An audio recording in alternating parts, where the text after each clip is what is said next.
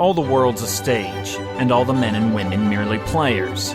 They have their exits and their entrances, and one man in his time plays many parts, his acts being 7 ages. At first the infant, mewling and puking in the nurse's arms, then the whining schoolboy with his satchel and shining morning face, creeping like snail unwillingly to school, and then the lover sighing like furnace with a woeful ballad made to his mistress' eyebrow, then the soldier full of strange oaths and bearded like the pard, jealous in honor, sudden and quick in quarrel, seeking the bubble reputation even in the cannon's mouth, and then the justice, in fair round belly with good cap unlined, with eye severe and beard of formal cut, full of wise saws and modern instances. And so he plays his part. The 6th age shifts into the lean and slippered pantaloon, with spectacles on nose and pouch on side. His youthful hose, well saved, a world too wide for his shrunk shrank and his big manly voice, turning again toward childish treble pipes and whistles in his sound. Last scene of all, the ends, this strange eventful history, is second childishness and mere oblivion. Sans teeth, sans eyes, sans taste, sans everything. A quote spoken by the character Jacques in Act 2, Scene 7 of William Shakespeare's As You Like It.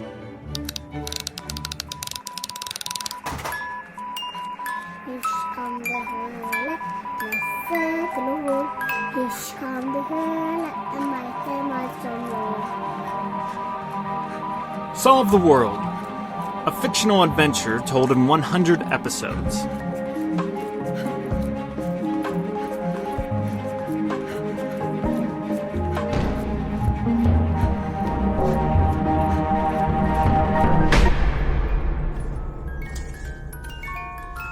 Episode 95. The Hope We Compromise.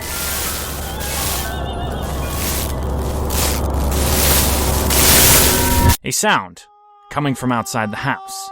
At first faint, then screeching.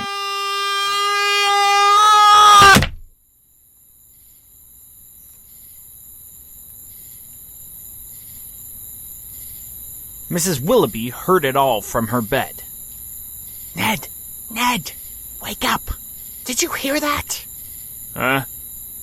Mr. Willoughby was stirred only by Mrs. Willoughby's shaking. He'd slept soundly through the noise. There was a high-pitched noise, and then a thud. I think it came from the pasture. It's nothing. You're hearing things because of that, you know. Mrs. Willoughby wasn't so sure. She grabbed a flashlight, threw on some muddy rain boots, and tiptoed out into the back pasture. The flashlight, of course, didn't help much. It merely illuminated the fog closest to her. Nevertheless, it gave Mrs. Willoughby some semblance of security. Likely false security, but when you're lucky enough to feel secure, does it really make a difference whether or not that sense of security is valid or not?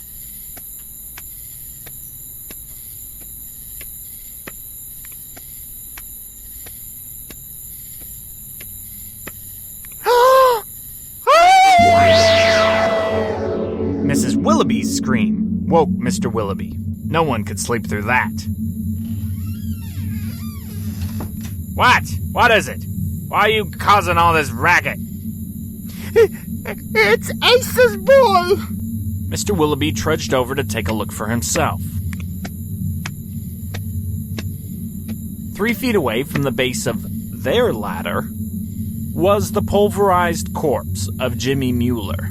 Guess he fell. I always thought there was something wrong with him. Still think this thing's here for us to climb? Mrs. Willoughby thought for a moment, then said in the type of tone that settles an issue once and for all, "Let's just leave the ladder be. Better not to chance it."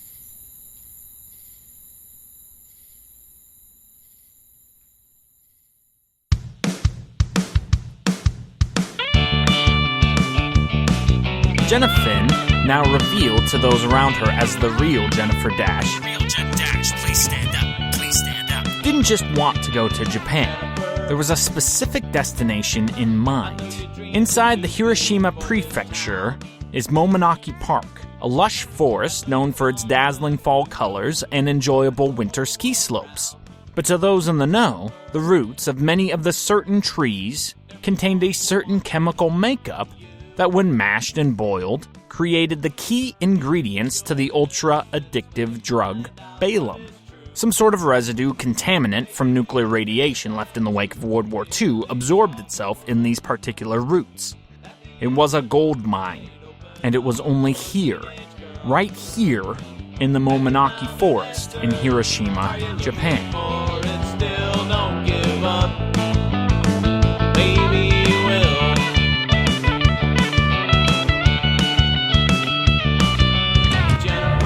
To those in the business, Balaam had many virtues. It ranked in the top 10 as far as chemical addictive properties, offered a sublime cool haze buzz and high, and its side effects were minimal compared to other drugs in its category. There was an empire to be built off the back of Balaam, but the drug's discovery and early distribution was chaotic and bloody. Rival dealers and distributors descended daily on the tree roots, often adding their slit veins and blood to the uprooted veins of the sacred elms. This was the one real thing keeping Balaam from being a megaforce, an empire that could claw its way to the top of humanity's wretched king of the mountain pile. Nobody, as of yet, however, could claim victory. Constant rumors of ceasefires and mergers lasted only days at best, for the market was increasingly flooded with new ventures, new empowered mafiosos and black market gamblers, all hoping for a corner on the limited marketplace. One would suspect that the emergence of the third event, the latter's accompanied by harrowing fog and a universal communication dead zone, would lead to a period of relative peace in the forest of Hiroshima. This was not the case. Every kingpin thought now was the perfect time to strike. The canopies of the trees hid the streams of blood. It was nothing short of mercurial war. That is why it was so surprising, particularly to Mr. Smith, who felt he knew something of the fabled Balaam and its warlords, that his journey into the forest with Jen Dash was proving to be a silent and, as of yet, peaceful one. Jen, Smith, and Father Thomas had made landfall the day before yesterday. While Jen knew in theory where she wanted to go, she didn't actually know the exact coordinates. How could she? Amidst all her other travels, Jennifer Dash had yet to venture to the island of samurais and geishas. Somehow, Mr. Smith convinced the others that he needed to travel alone to figure out how to best travel to the Balaam orchard in Hiroshima.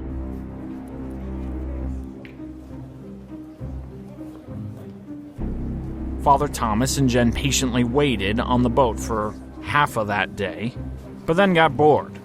They decided to travel out into the world. There were brochures, printed leaflets, everywhere.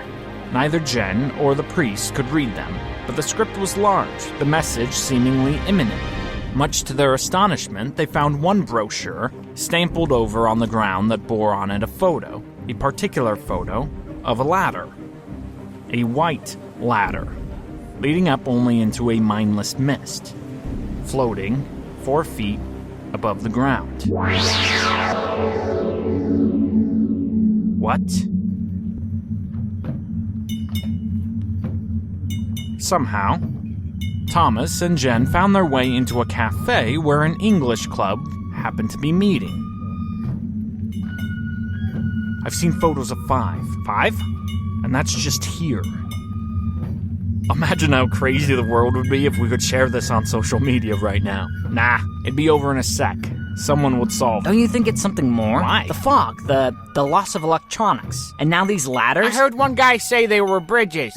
Like to Valhalla, the Rainbow Road, or whatever. Kimiko told me he just got back from Hong Kong, and the ladders are there, too. There was lots of talk like that. Father Thomas and Jen sat motionless, listening for the better part of 3 hours. By sundown, they figured they should head back to the boat. When they did, Smith was already waiting for them. I told you to stay here. It's not safe. Did you find it? Jen asked. Yes. We'll sleep and go bright and early tomorrow. Thomas, you'll stay here. Why? With everything that's going down, at any moment locals could turn. Anarchy is a breath away. There's a gun in the bag below the sink. Keep it on you. Make sure we have a boat to come back to. I can't risk this thing being stolen. Father Thomas gave a slight head movement, which he hoped Smith would take as affirmation. He seemed to, so good. The next day, Jen and Smith traveled by train, bus, and finally taxi. And that's how they happened to find themselves walking amidst the fog of Momonaki Park at dusk.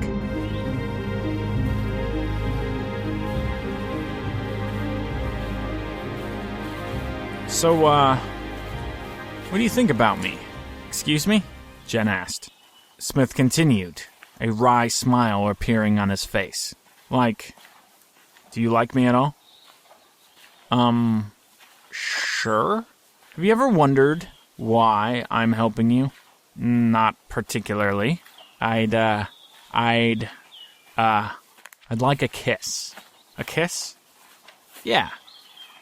I want to know what it's like to kiss the most famous girl on Earth. Jen stopped walking. She smiled a little. A kiss? Aren't you a little old for me? Yeah, maybe, but I'm a good guy to have around.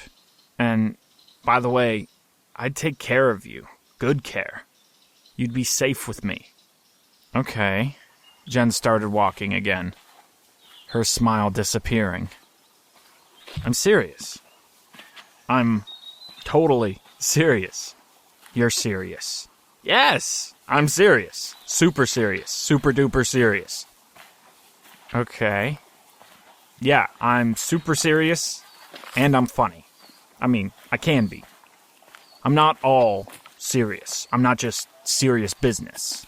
I'm serious business, and I'm seriously funny. You're flirting. Is that what the kids call it these days? So, hey, guess what? What? Did you hear there's a restaurant on the moon now? Really? I guess I missed that. So, like, people are living there? Is that, like, a new project or something? Yeah, sure. But the buzz is that the food is great, but there's no atmosphere.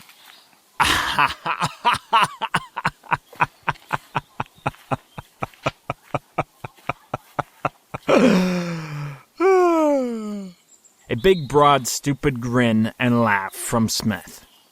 Oh, wait, I get it. I see. No atmosphere. Good one, Bucky boy. Jen gives Smith a gentle punch in the shoulder. The friendly type. Smith overreacts and throws himself on the ground. That one produces a small snicker from our leading lady. Smith bounces back up like a Jim Carrey caricature. See? I'm funny too. Serious. And funny. The whole package. Jen looks at her feet, smiles, and holds her cards close. Just one kiss. That's all I ask. Why should I? Because I'll give you this. From out of his back pocket, Smith reveals a small baggie of powdered Balaam. This is the variety you snort. You've never tried it, have you? Jen pulls in the secret agent. At this point, there is a kiss. Let's not focus on it. When it's over, Jen grabs at the baggie. Careful now, careful. Here, let me help. Smith pours out a little line on his forearm.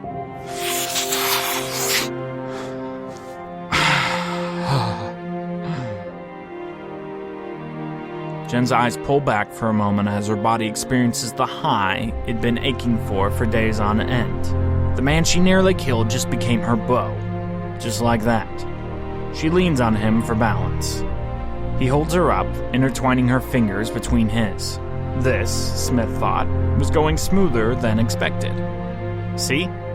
I'm a good guy to have around. Certainly not worth strangling. Jen laughs and pecks at his neck lovingly.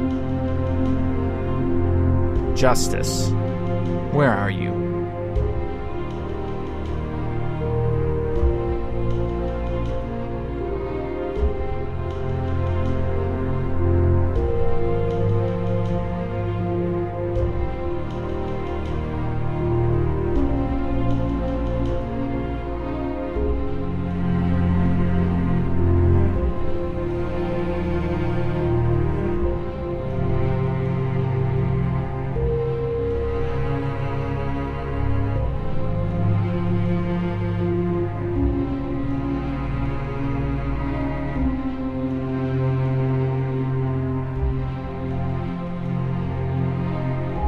20 minutes later, Jennifer Dash continued to strut strung out, clutching her newfound hero. Smith was pointing a pocket blue laser every which way but loose, through the fog, hoping to attract somebody's attention. Should be any moment now. What are we looking for? The guy we're meeting.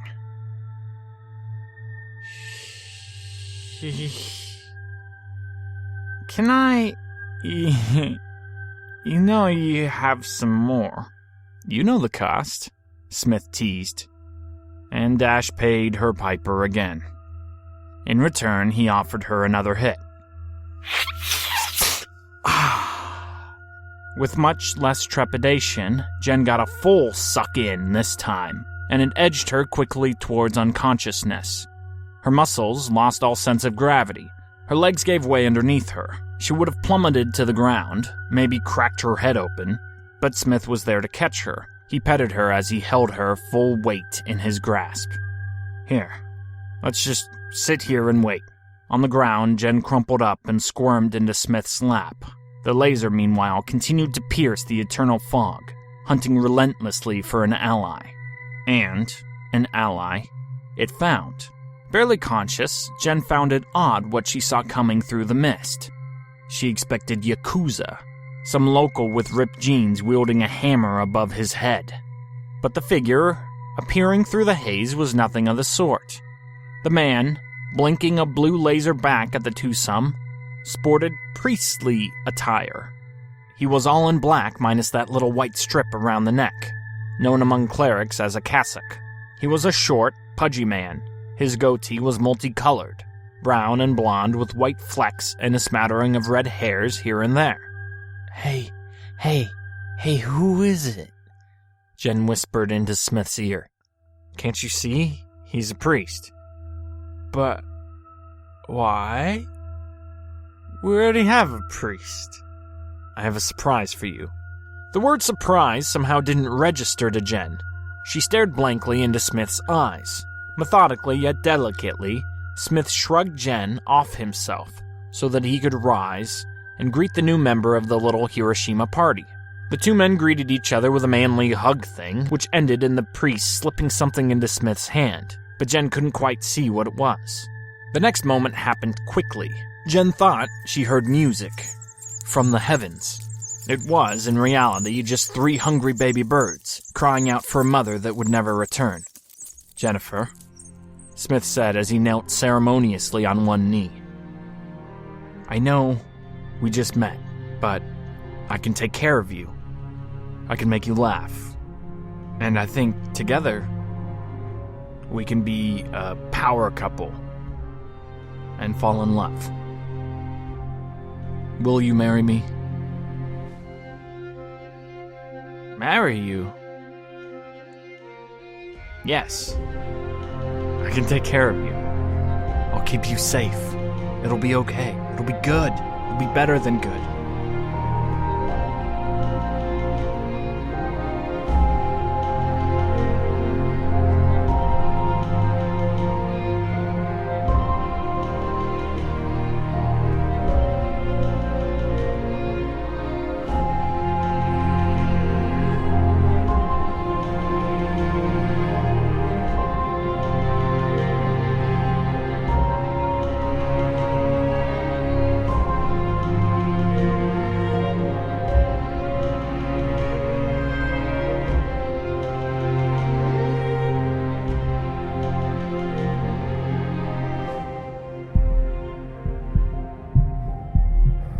Father Thomas was able to track Jen and Smith to the outskirts of the forest. It was no easy task, under this unworldly fog, to both keep them within arm's length without being spotted, but somehow, thank the Lord God above, Thomas managed it. His taxi driver did a great job of tracking their car. It really was remarkable. But the forest presented a new problem. Thomas couldn't stay close to them, otherwise his footsteps would give him away in a sec. He didn't want to underestimate Smith, this industrious agent Renaissance man, a man for all seasons, this cunning Mr. Smith. No, Father Thomas would not underestimate him. He didn't want to fall into the man's bad graces. Nevertheless, Father Thomas's task was simple: keep Jen safe. He didn't trust Smith, and extracting Jen from Thomas smelled something rotten here in Denmark. But the forest had won, quite quickly. Thomas had only been tracking them 3-4 minutes, and somehow he was already lost. Lost in the fog, wandering, not knowing which direction he was going. Maybe he was walking in circles, maybe he was walking east, west. Maybe he was going back to the parking lot. He was quite unsure of himself. And he'd been doing that now for over an hour. Father Thomas was wandering in the dark.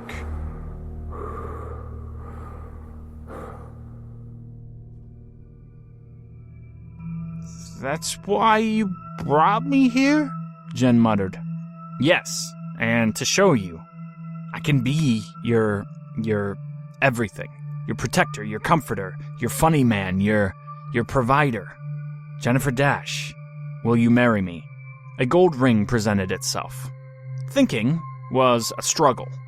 Thinking straight was darn near impossible. There was, in Jen's mind, a sort of covering. This was the Balaam in full force, of course.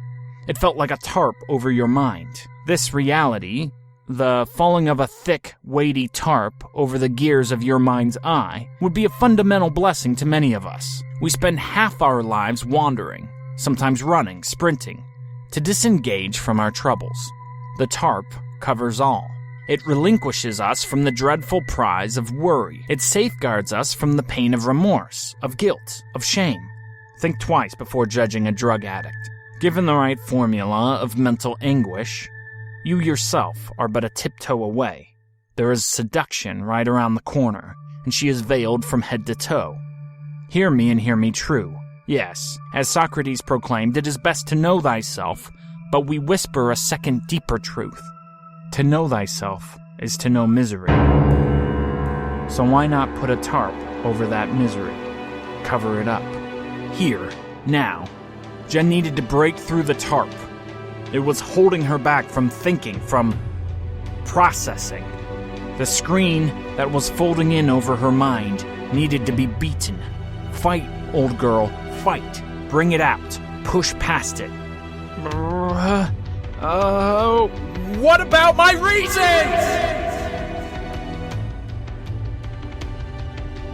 It was an odd question.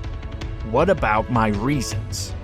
Your reasons? Smith said. Your reasons for what?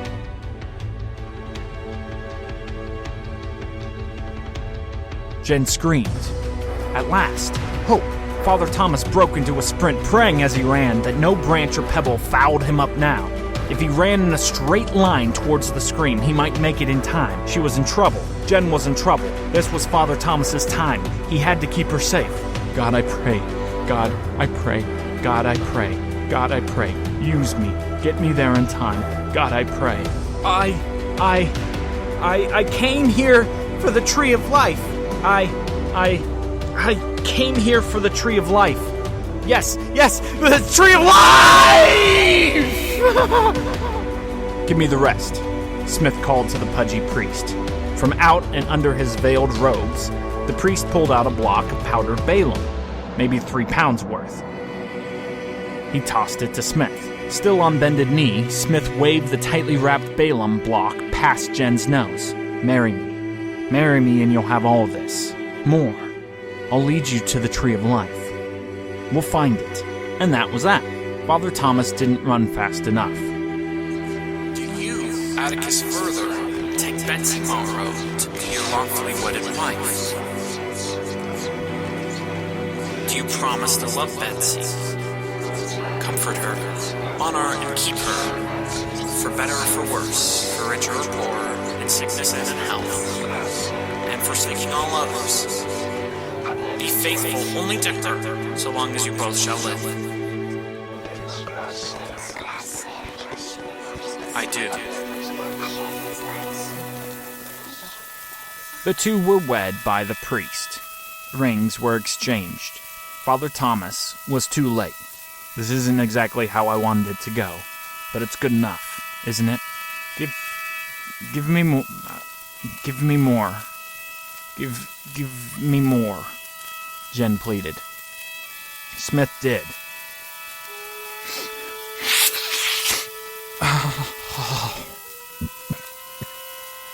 Jen passed out, and then, through the mist, came Thomas.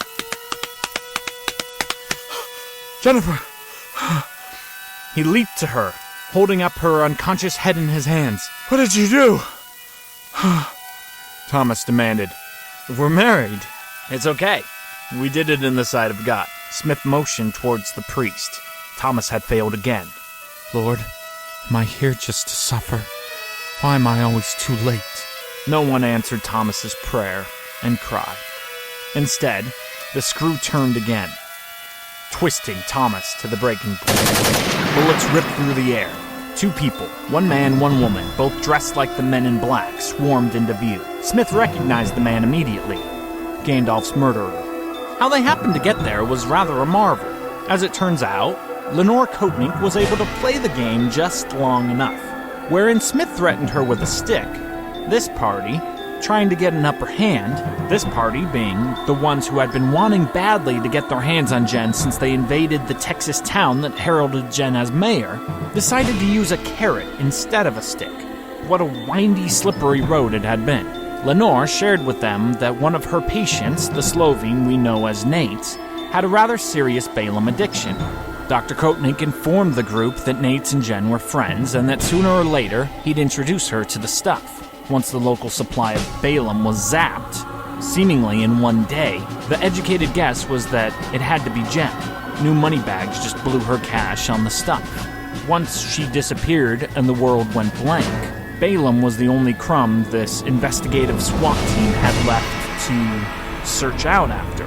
Even so, it was radically lucky that the group ended up guessing that the most likely place Jen would end up was Japan. And even further so, radically lucky that one of their ears on the ground spotted Father Thomas at the English club the day prior.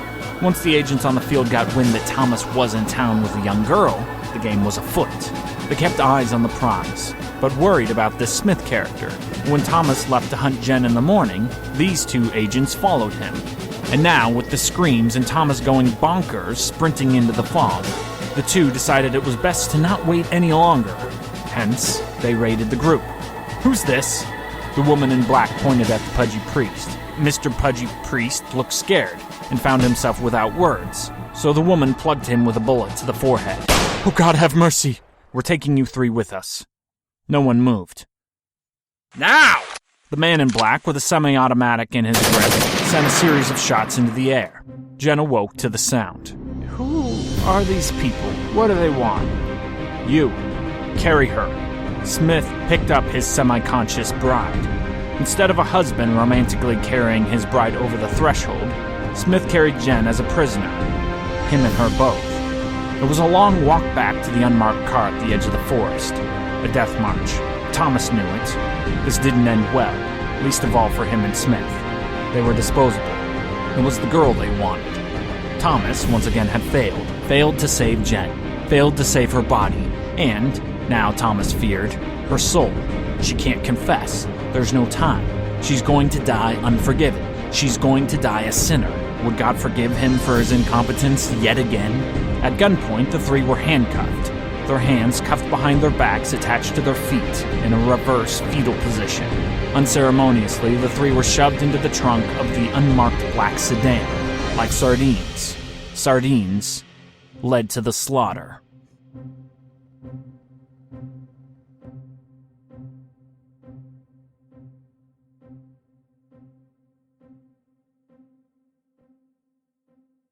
Number 50, Jennifer Dash. Have we been here before? Have we already had a number 50? No matter. The now is the now, and the now is the only time that we've ever had. Now, let us look this young maiden. Well, not anymore. Young. Well, even that. Who knows if she's young anymore? And, well, not young, not maiden. That's just the thing, right? Who can say who Jennifer Dash is? No one knows who she is. Is she out to make the world a better place? No, not really. She's never done one thing that's actually helped out this sick, broken world. So she's no hero. Is she a devil? No, can't make that argument yet either. Classically speaking, the devil devil enjoys himself. Look at the squalor Jen continually finds herself in. But look logically at the situation, people. Look at the thing called Jen Dash. A hard look up and down reveal the pure facts of the situation. 1. She's no purist. She's sold out her supposed virtues time and time again. We like our protagonist to be idealist. That's what made the movie Braveheart so good, right? William Wallace was a force to be reckoned with. He never caved. He fought until the bitter end. We all know this Jenny girl won't withstand anything close to torture for anyone or anything. She's a sellout. 2. She's no romantic. She just sold her singleness for another blow of Balaam. 3. She's no independent. Though she often floats alone, giving the semblance of someone who's a self-sustainer, she's a constant mooch, needing everyone and everything to kowtow for her just to get her to the next page in the script. 4. She's no dreamer. This is a common misconception. Oh, right, she's hunting for Leviathan. When's the last time you saw that girl actively working to find the beast? Sure, now, for the moment, the dream is the tree of life. That's nothing. She watched a VHS tape lecture about it. Dreams to Jen are placeholders. She doesn't know what she wants, and so the nearest bright sign becomes a harbinger for her next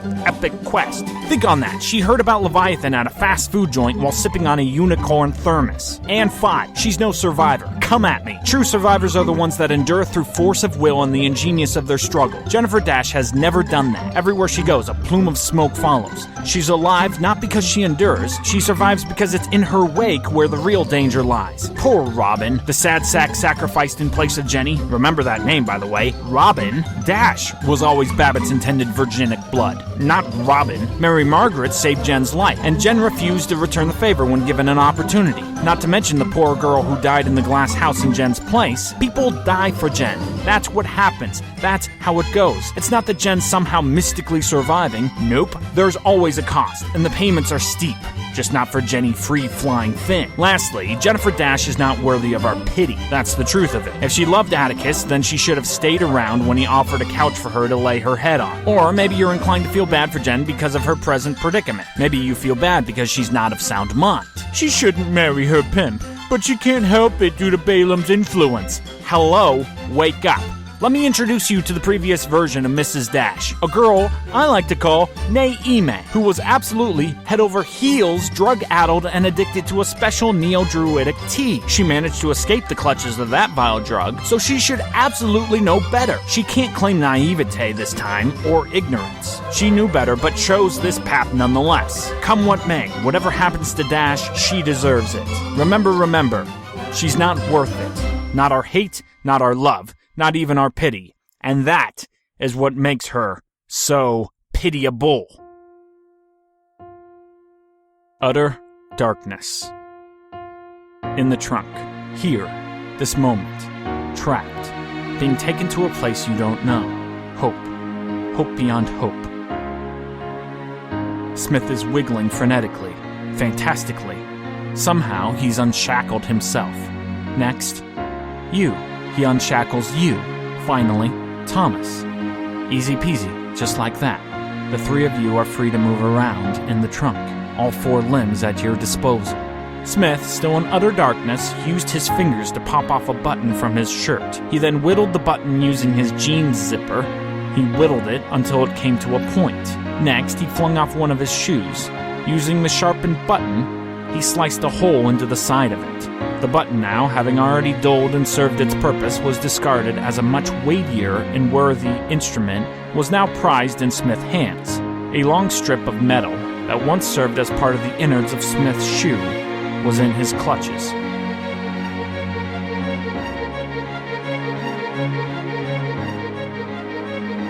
Okay, Smith whispered.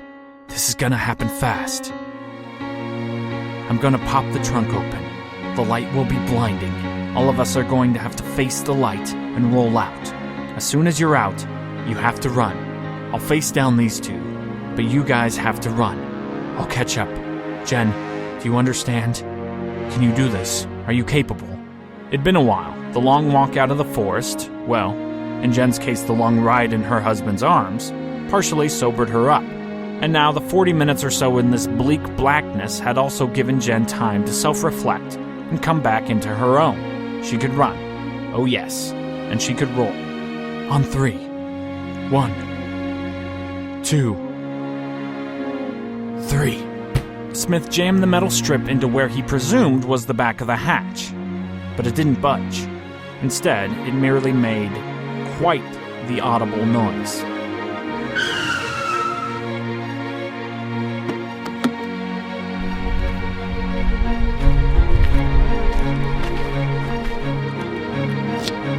Gandalf's murderer opened the trunk. He saw the handcuffs undone. With precision and without hesitation, he shot Jen's groom in the face and slammed the door shut.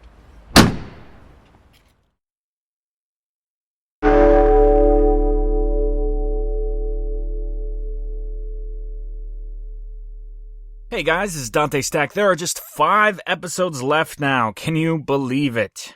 Whew. Wow, almost there. Unfortunately, there's going to be no episode next week. It's just, I'm falling behind and I can't keep up with the weekly pace right now, so it's going to take me 2 weeks to get the next episode done. Now, in the meantime, I want to do a little something here with y'all. Please, if you're listening to this, within the first week or so of its release, quickly jot down your top 5 favorite episodes of Solve the World thus far. If you want to throw in your reasons why those are your 5 favorites, bonus points to you, and send them to me. You can write me at my email address, that's DanteStack, DanteStack, @gmail.com. You can post it directly to our Facebook page, facebook.com/Solve the World Podcast. Or, if you prefer Twitter, you can send it to my Twitter handle, which is just @DanteStack. So send those to me. I'll try to get all of them together and kind of see what everyone's favorites are and kind of put together an expansive list. So that would be kind of fun and just, something to keep us all together during the off week here, as I feel like, I want to constantly be working on it. I'm constantly checking the website these days, and the Facebook page, just because, this is it, guys. This is the final moment, our final moments together. So please take part in that. It'll be fun. This episode, like every other episode of Solve the World, uses sound effects and music, all of which are appropriately attributed and listed on our show notes page, which you can find at DanteStack.com. So, once again, no episode next week. So, see you in 2 weeks. Bye.